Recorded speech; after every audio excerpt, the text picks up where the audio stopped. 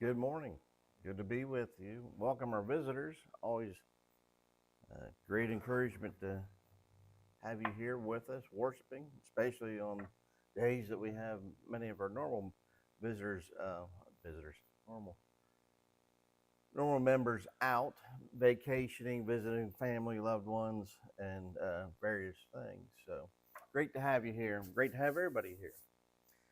This morning, I want to try to answer the question or look at the reasons why people quit, why they quit things in life, why they quit the church, why they quit Christ or Christianity.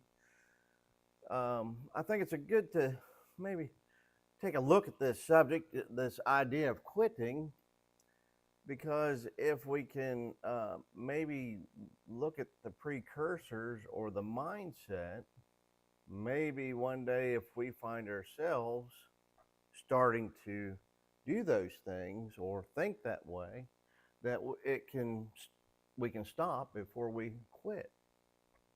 But we quit many things, and sometimes it's good to quit, like sin. We know we're to quit sin. We're not to sin, and that we are to quit acting like the rest of the world when we become Christians. So it's not that quitting is bad in and of itself, but it depends, if you will, the context on why we quit or the things that we quit. It would be wrong to quit or to fall away from the church, if you will, or fall away from Christ. It's not good to quit on a spouse. It's not good to quit on your children. It's not good to quit on a friend. There's many of things that we should not quit on, but yet we see in the world, or we read in the news, or we see on the TV every day people quitting different things. And of course, unfortunately, those that are in the church, we also see many who quit the church, many who quit the faith, and many who quit on their fellow brethren. So I hope that this morning that we'll look at some things and some reasons why people quit. Look at this, the mindset of quitting, and then look at some biblical examples of people quit, and hopefully we can learn or look, like I say, maybe look for some precursors that might help us in the event that we start drifting towards quitting one day. So the first thing we'll look at is some reasons or some things that people quit. I found an article on LinkedIn. If you're not sure what LinkedIn is it's kind of like Facebook for the professional realm, if you will, for people that for the workforce, if you will. And out there on LinkedIn, there was a article that listed reasons why people quit their jobs. And that's probably the most, when I think of quitting, that's what first comes to my mind is people quitting their employment. And there was a plethora of reasons why, and these are just the top five. There was a few more in the article, but I just want to go over the first five. The first reason, and if anybody wants the source, I know you can't read it, so get with me. I had the source. The first one was lack of career growth, lack of growth, and I guess one thing that the author pointed out, and I think that often we would think that well, most people quit because they're not making enough money, and actually in most surveys, while that might have been at the top of some surveys, it certainly wasn't at the top of the majority of the surveys that I looked at that were conducted by pollsters. And while not all of them agreed that the lack of growth was the number one, LinkedIn, that's what they got, and it was certainly a repetitive one within the top 10 of many polls that I saw. And so people like to see themselves improving, and that's a good thing. It's certainly a good thing to see career growth. As young children, we can't wait to grow up, can we? We can't wait to become adults. And then when we enter into different institutions, when we begin school, we can't wait to graduate. We can't wait, We can't wait to get our diploma. We can't wait to get our degree. You know, we always want to see growth. We always want to see ourselves perpetuate. And I think that's also is true in the church. I know not so much here at East Cambridge, but I know down in Georgia that the congregations that I attended down there, often what I heard from a lot of people was that they didn't feel, you know, maybe it was an excuse, but at least this is what they said, that they were moving on to another church, or going to look somewhere else because they didn't feel that they were growing enough, if you will. So even growth is something that Christians seek, and I think that is good. If we're not growing spiritually, maybe there's some adjustments that we need to make. We certainly don't need to quit the faith because we're not growing, but we certainly should seek out growth. So um, just realize that, you know, that's also a big motivator in keeping one's job, if you will. Uh, the other one was poor management, or the second was poor management and leadership. Now, you can imagine, I come from a background of military service. I was in the Air Force for almost 29 years. And so I've seen a lot of leaders over my years, and also was a leader for several years. I can attest that poor leadership does affect the morale and your personal, not only the morale of the organization, but your personal morale as yourself. If you have a direct supervisor who's not a very good supervisor, that's really going to weigh on you. And I think that holds to the church. When churches have poor leadership, either a lack of leadership or the leadership that they have appointed isn't fulfilling their office, it can have an adverse effect. And that causes people to what? People want to flee from people that are over them, if you will, that are having an adverse effect on what they view as their life. Now, sometimes it's a perception issue. Not always is it that case. Perhaps they just perceive it as that. But that's where good communication would come. And that's where the onus is on leaders, is to seek that out, to seek to understand and seek to know the well-being of those that they're responsible for, so that they can minimize the effect on the poor management. The third one was uncompetitive salaries and benefits. Of course, we would expect to see this in any top 10. And that often is the case, is that people feel that they're not being fairly compensated for the effort that they put in. I don't see much of a correlation here between that and the church, but nonetheless, that is something that a lot of people do quit for. The fourth one was what they call toxic work environment. A toxic environment is something that could be perpetuated by the culture of the organization. In other words, it's something that's kind of bred, or it's in what they, you know, I don't want to say that. It's in the ethos, if you will, of the environment. And it's just toxic. So for people who come into a new job and people aren't, there's a lot of personality clashes, or people just don't deal with problems rightly, it can become a toxic work environment. Environments where there's a lot of gossiping, a lot of competitiveness, underhandedness, you know, people lying about performance of one another. Those things, again, can very much wear on an individual, and it affects your morale and your psyche, and you just don't want anything to do with that. I've seen firsthand where churches can be toxic environments as well. Backbiting, slandering one another, gossiping,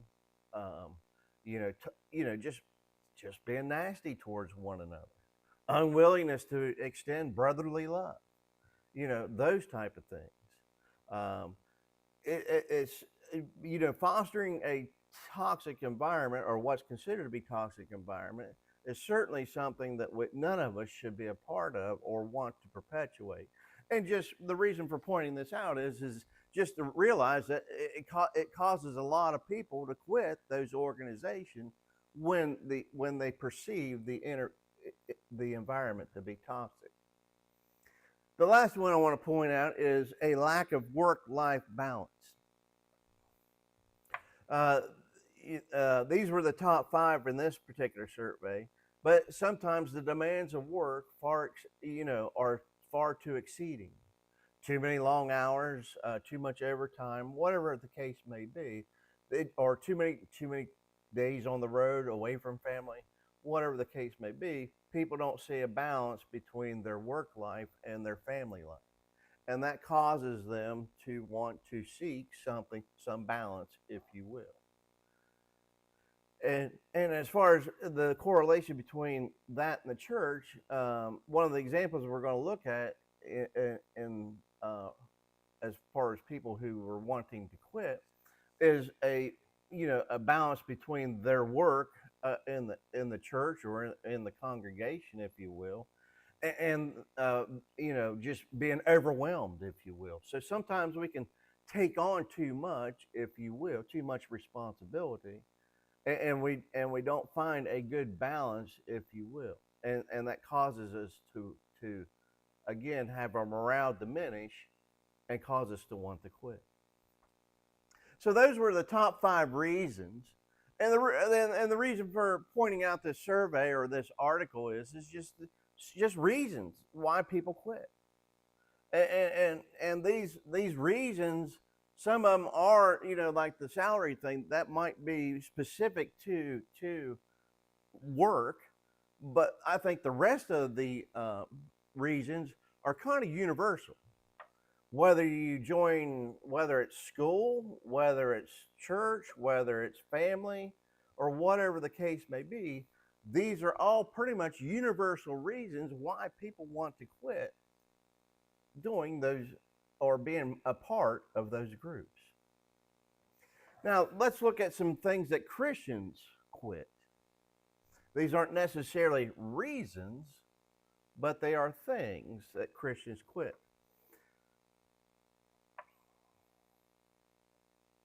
One is they stop coming to service for whatever reason. Like I say, one of the ones that I recall remembering was they feel that they weren't growing. Now, maybe that was just their nice way of saying, I no longer want to come here. I don't know. I'll take what their feedback was for what it was, and I'll say that I reckon I will say I believed what they were saying was true. But many people, for whatever reason, stop coming to church. It always starts with one service. Maybe they start missing Wednesday evening Bible study for whatever reason. Maybe it's for work. Maybe it's because they don't enjoy the subject matter. Maybe they don't like the teacher. Maybe it's just an inconvenience time. Maybe they enjoy a certain activity more than they enjoy coming to church. There's a plethora of reasons why people stop coming to service. But it usually starts with one. We miss one service. And I remember when I was young, I was made to come to church, as many of us were when we were younger, and rightfully so. I'm not complaining. My parents are back there smiling and laughing because they probably remember me kicking and screaming and crying and whining and trying to come up with excuses why I didn't want to go. But nonetheless, once I got away in the military, I did continue to go to church when I first got to my first duty station. But then, for whatever reason, I can't remember the specific reasons, but I remember the first time that I missed it, it kind of bothered my conscience. It's like, and I got either behind or it was too late. I woke up late, overslept. I can't remember the specific reason, but I do remember it bothered me. And I felt bad about it. But then I convinced myself that it was okay. And then, things went well for a couple months, but then I missed another service. And that time was a little bit easier. And then as time went on, Needless to say, by probably, maybe by the 12-month mark, I wasn't going at all. It just got easier and easier each time I didn't go to convince myself or make up an excuse why I didn't want to go. And so I found myself just quitting just gradually, if you will.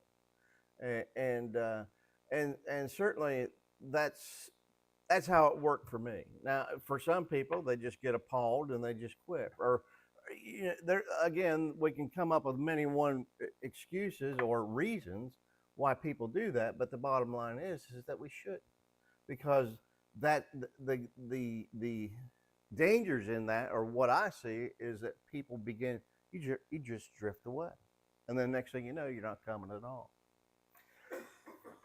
Some other area that they might be, and a lot of these, I think what we'll see is shifting interest. We shift our focus from God to other things in the world. But people stop giving. Maybe they start out really good. Maybe they take serious, not that we're to tithe. That's not what giving is about. There's not a specific amount that we're supposed to give. We're just supposed to give with a cheerful heart. But if you look, or if you start to reason, or I think if you study the concept of giving, if the Jews were required to give 10%, and it was an imperfect, and they were under an imperfect covenant. Now that we have the covenant, the perfect covenant, the full revelation of God, shouldn't we? I would say argue. Shouldn't we be willing to give more? We're certainly not limited, but we don't have to. But I'm just saying, how much should we look at what God has done? Look at what Christ has done for us. How much should we be willing to give back? I think it's a good thing to ask. But often, a newborn Christian will probably be really generous, but then as time goes on, like I say, interest shift, whatever, we take on new responsibilities, buy a new car or whatnot, or we get caught up in materialism. We buy too big of a house, we buy too big of a car, we take on extra debt for material things that we wanted. All the mean times, looking at the principles of first fruits, did I first set aside for God in my budget, or did I first set aside for me? And what I think we find is at some point we are giving drops off, and sometimes completely stops. Some stop serving. They stop serving the Lord. Maybe it's the local church, for they stop participating in services for whatever reason. Maybe there's a good reason why they stop. Don't know. But some people just develop an attitude too, and sometimes these are precursors. Well, I'm not going to participate anymore. I just don't feel right doing it. But then they also stop contributing as much, and then they stop coming to service altogether. Then pretty much they end up falling away from church. It becomes a procession, if you will. It always starts with one thing.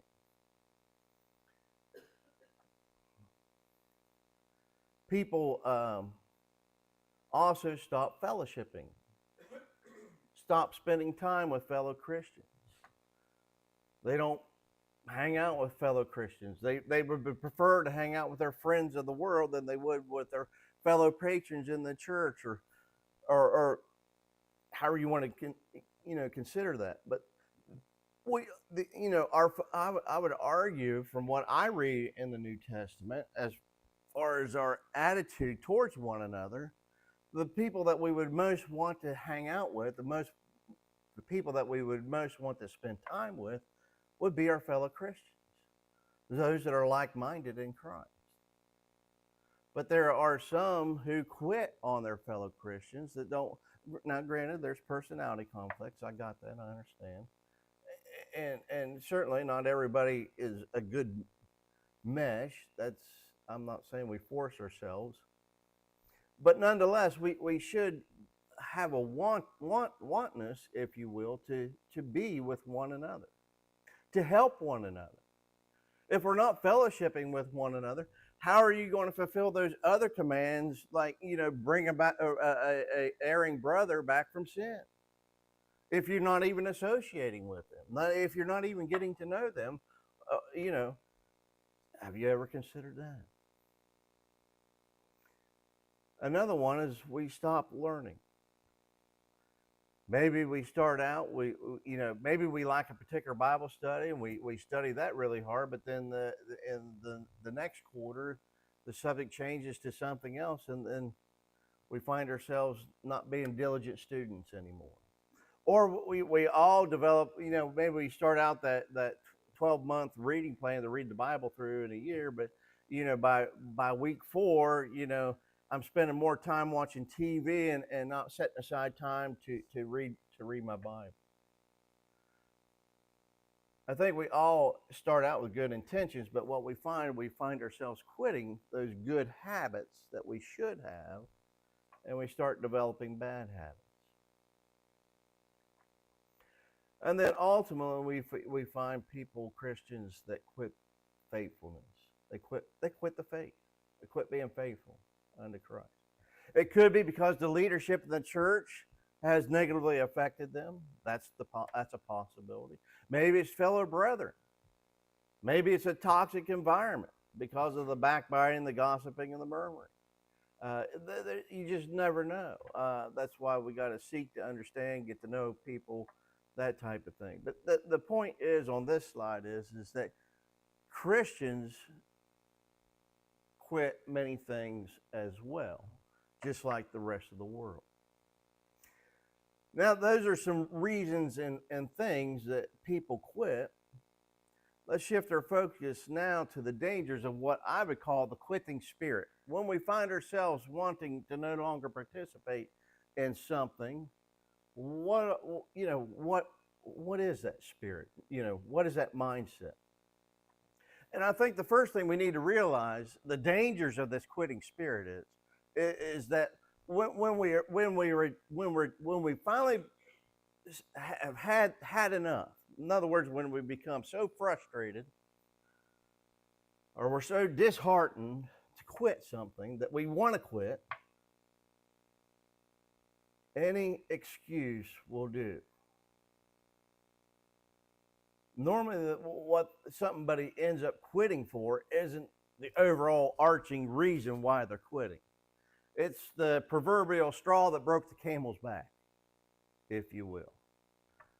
I know even in the military, we had people that wanted to quit the service.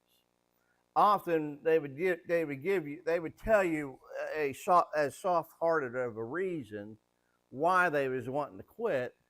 They would never usually be upfront and honest why they were actually quitting, what the actual personality conflict was, or what the actual reason was. And I think that's the same.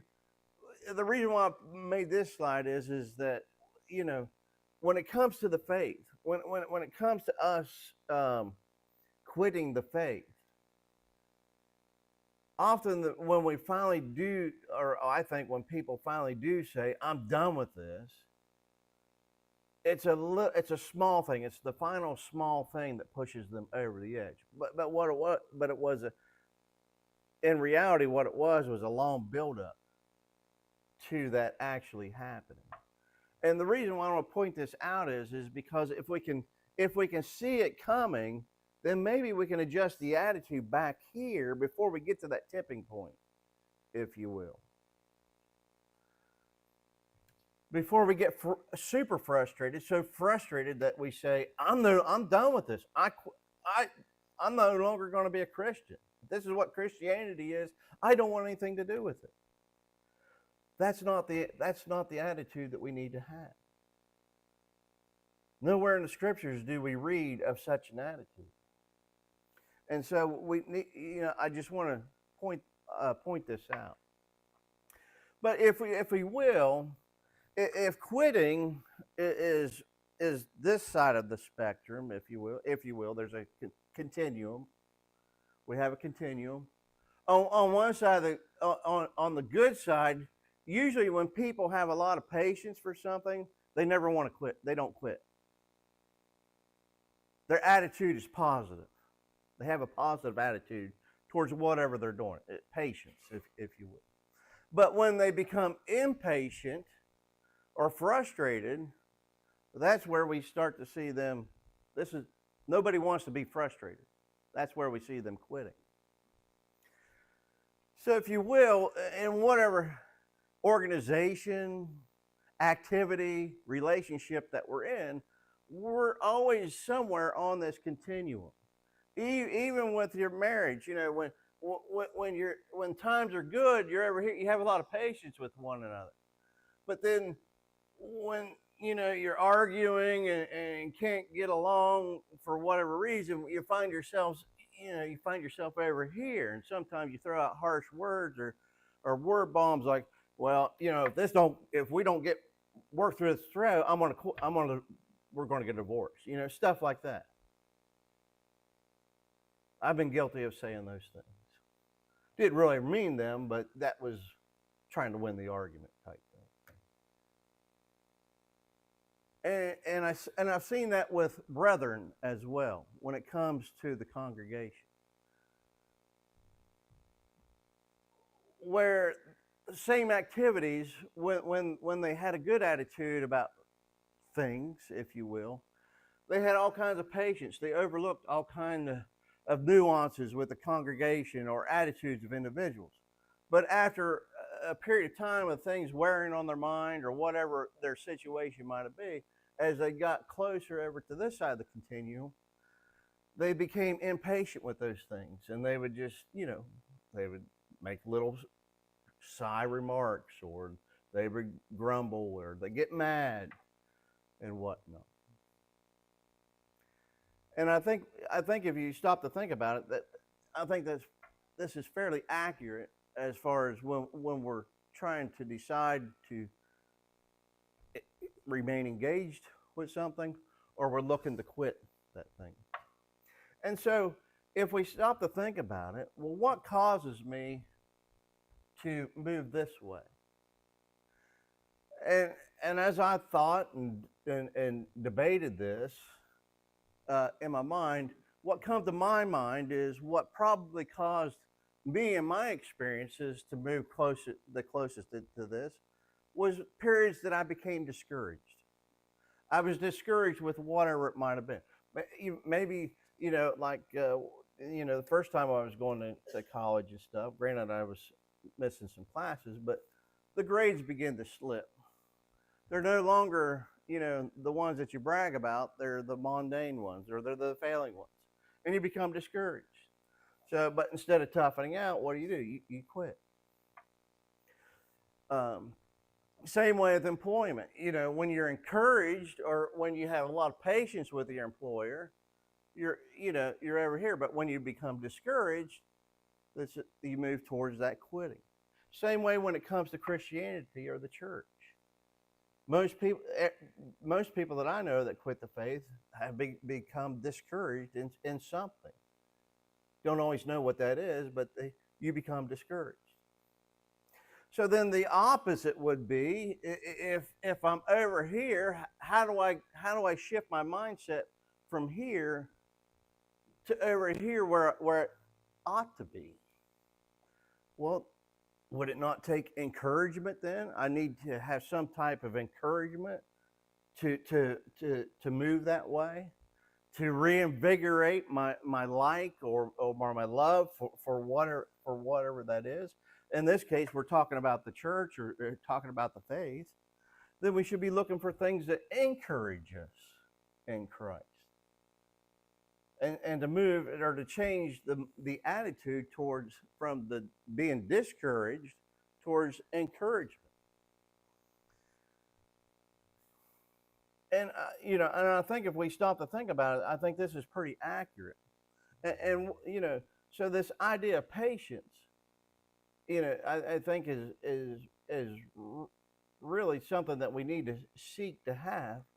Because that's one of the fruits of the Spirit, is it not? Maybe that's the wisdom of the Lord. Maybe that's why over in Galatians 5:22, that's why Paul gives a long list of things that the temperaments that we're to have, and one of those is patience. because I don't know anybody that's patient, like I say, that isn't long suffering, that doesn't put up with a lot of stuff that frustrates impatient people or people that are discouraged. And so when we find ourselves not having patience, maybe we're drifting towards that. And so maybe that's a precursor to be looking for, to say, hey, Jim, maybe you ought to re-examine what's going on here and why you're starting to feel that way, and move back towards patience, because the last place I want to be is over here. Because whether I want to admit it or not, when I quit, most people, I don't care if I go to hell. When they're that frustrated, I'll deal with that at the end of time. That's not the attitude to have towards those things. If we truly believe that there is a God, and I believe there's one, and that his son came to this earth, and he taught about hell, how there'll be weeping and gnashing of teeth, and how that will be the second death, and it's a perpetual place of torment. That's the last place I want to be. So I want my attitude to be over here as far as it is. Because I think if it's over here, then that should be an indicator that, I'm doing what I need to be doing.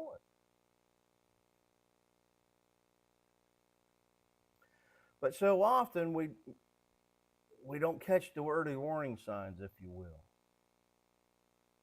And we find ourselves drifting to the point that, and then it becomes too late. Then we're at that tipping point. That straw that's going to fall on that camel's back, and we're finally going to, I'm done with it. That's the last place we want to be. Now, quickly, let's look at some examples of those who were tempted to quit or did quit. Moses was overwhelmed with work, if you will. I forgot to put my verses in my lesson.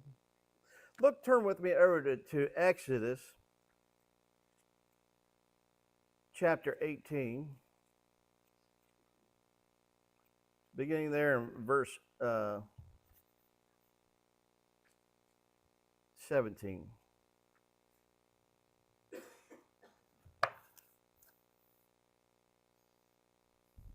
So Moses' father-in-law said to him, the things that you do is not good. Both you and these people who are with you will surely wear yourselves out.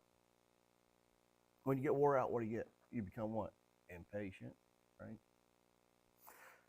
For this thing is too much for you. You are not able to perform it by yourself.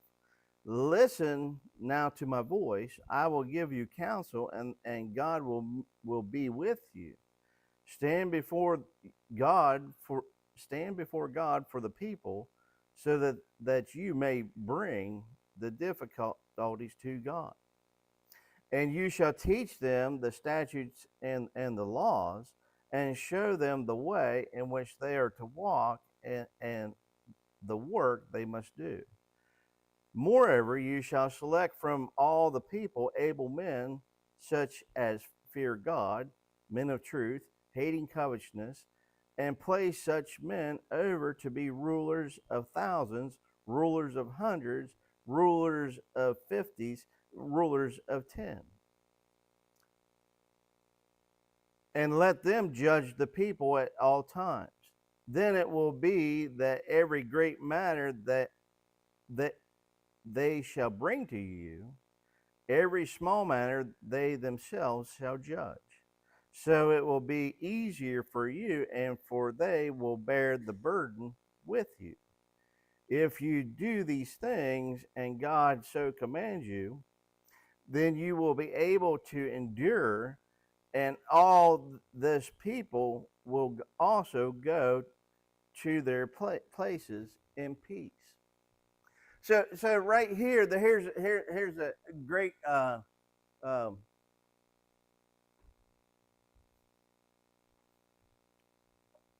case study, if you will. kind of like the reasons that we talked about there at the beginning, why people quit quit work. Moses was overwhelmed. He couldn't get it all done. So people were what? They were becoming impatient with him. They were frustrated. He was becoming frustrated. Couldn't get it all done. It was becoming a toxic environment. It was wearing him out. He wasn't as effective as a leader, thus, performing at a poor leadership level. We talked about how poor leadership affects people. And so he was dealing this we can use Moses' example for the advice that he got on how to step back, maybe delegate some of this stuff, and dealing with church work. I've heard a lot of brethren that took on too much. That at the time it was okay that they took on it, but then after a long period of time, that it becomes too much to bear. And to keep this, and what was Moses being told? Moses, you got to find a balance here. You got to balance things out. You got too much going on. And so we too, we find ourselves getting frustrated that we're taking on too much, maybe too much responsibility in the church. We need to find a balance. Need to train and delegate. I mean, I think that's why the Lord set up that we're to have elders and that we're to have deacons. Deacons are to what? Take some of that load off the elders. And then the deacons can delegate to what? Able-bodied men that are able to do things. And then we need, again, work back towards that continuum of patience, if you will. We need to recharge spiritually.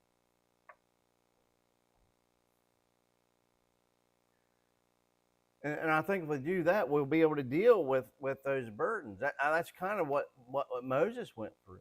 He received some good advice. He ended up delegating those things. And then he recharged himself spiritually, got himself right again. The next one I will look at is Job's wife. Job's wife became discouraged.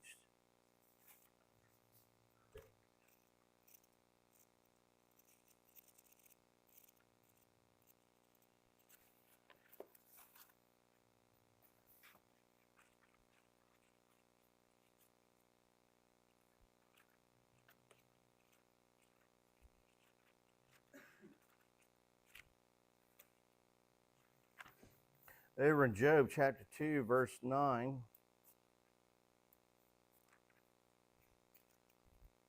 That's why I always put my verses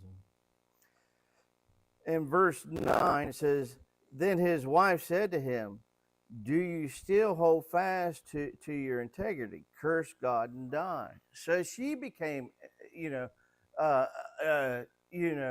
discouraged, if you will, to where she wanted him to curse the Lord.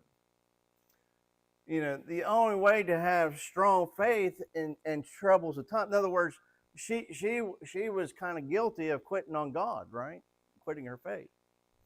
The only way to have a strong faith in times of trouble is what? We need to prepare, if you will, for those times. That's why we study the Bible. We look at people like Job who go through bad situations so that when we find ourselves in those situations, we do what? We can call on how they dealt with them and how they got through them. So we need to prepare for those times by building our faith, if you will, during the times of peace. When things our life is good, we need to be looking at this. That's why we need to be constantly studying so that we're putting stuff in our toolbox on how to deal with this stuff.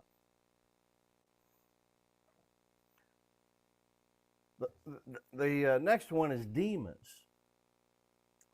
Demas, I'll just presumptively say, he became overwhelmed by sin. We find that over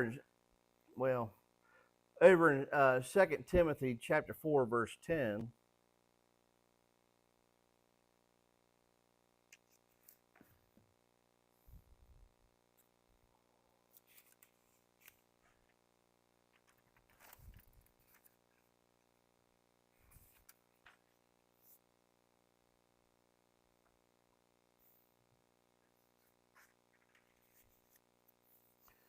It just simply says, only Luke is with me. No, wrong verse.